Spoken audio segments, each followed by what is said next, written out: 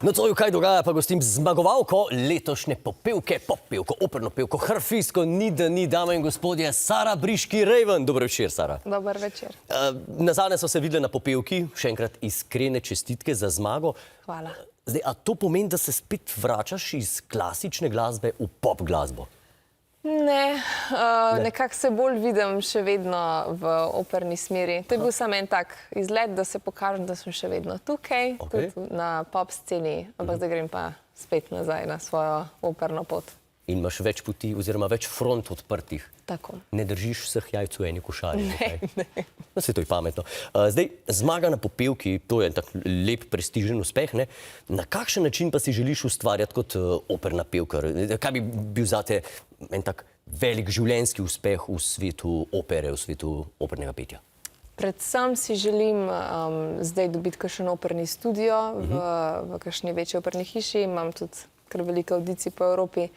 Upam, da dobim kaj od tega, pa potem od tukaj naprej, pač v tujino predvsem to. V tujino? Ja. Milanska Skala? No, Bolšoj teater? Mogoče rajš Bolšoj. Rajš, ne? Ja. Oboje. Skala, to je že malo skomercializiran. Pa pa se, tako. Zdaj, veš kaj, zanimivo je, ker veliko klasičnih glasbenikov, ne, se pol koratajo v klasiki zelo dobri, grejo malo v pop vode, ne, se tam preizkusijo, jih tam še bolj opazno vsi. Meni se zdi, da ti si se pa najprej predstavljal v pop vodah, potem pa šele v klasični glasbi. A se ti zdi, da imaš zaradi tega kaj prednosti pred ostalimi solopevkami? Jaz sem itak v bistvu že po 4 letih začela hoditi v glasbeno šolo in sem nekako začela s klasiko. Tako da sem pri 7 začela harfo igrati. Prednost me sigurno v tem, da mogoče pol tudi na opernem odru se znam predstaviti, kar se imidža tiče, malo bolj tako, sem malo bolj prezentna, s kamero imam več izkušenj, to mi je sigurno nekako prednost. Imaš občutek, da bolj obvladaš, kaj narediti, da te ljudje prej opazijo? Ja, to sigurno. Ja, da si pač bolj zanimiv ljudem, da nisi samo še eni množici, pač soprano, mezzosoprano, ne. Imaš največ followerjev na Instagramu pa Facebooku med opernimi pevkami v Sloveniji? Ja, po moje, ja. Ja? Ja. Da ne bom zdaj rekla, kaj je tako narobe, ampak mislim, da. A je tudi zdaj v teh časih v operi taka velika konkurenca? Zdaj z show biznis, si se borijo za svoj obstoj, za svoje mesto. Kako je to v operi? Ja, sigurno je kruto v smislu, da...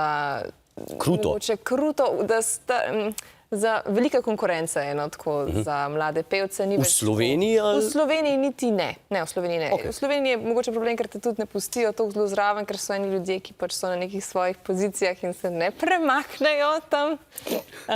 Ampak v tujini je pač res ful velika konkurenca, ker prihajajo iz Amerike, Kitajske, pač po celi Evropi po audicijah in je tako krno. Se pravi, audicije v velikih opernih hišah so tiste, katere recimo lahko izstrelijo med zvezde opernega petja? Ja, če narediš audicijo, da priješ v kakšno večjo operno hišo, predvsem pa kakšna velika tekmovanja, ki imajo ogromne denarne nagrade in so pač tam agenti. Kaj to pomeni ogromne nagrade? Mislim, ogromne.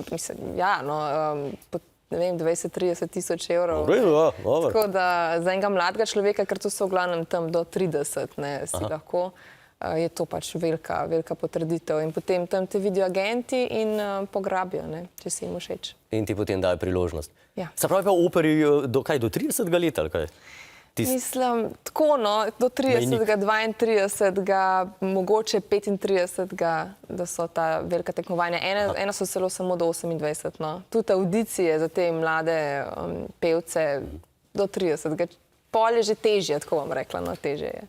Človek že malo kašle začne. Jaz nimam več veliko časa, ja. 25. Kje te lahko zdaj kaj slišimo, tvoji naslednji projekti? Predvsem v nekako operni smeri. Začetek naslednjega leta pojem naslovno vlogo v operi Agrippina, v Cankarjevem domu, v Pragi bom tudi nekaj pela. Imam še en kup enih stvari, ampak ker še ni tako vse potrjeno, pa ne upam še govoriti preveč. Saj boljš. Ja. Naj se najprej zgodi, tako. Potem pa bomo govorili o tem. Ampak menda pa, da nastopaš danes kot primadona v ljubljanski La Scala Terrasa, ne, če se ne motim. Velik dosežek in z operno zvezdo, ne, z tenorjem zelo znanim. Tilo Sartačos. Tako. Španc, ali kaj? Tako, Argentinc. Ok, pa se pa le 5 v 5. Grem. Tako da mi pa nadaljujemo še z glasom ljudstva. Hvala ti za obisk v studiu. Hvala tebi. Ej, pst, če si subscriben, si varen pred 5G. Res? Sam računalnik moš pol s kisom polit, ja, ko pogledaš, pa vse kul, ni frke.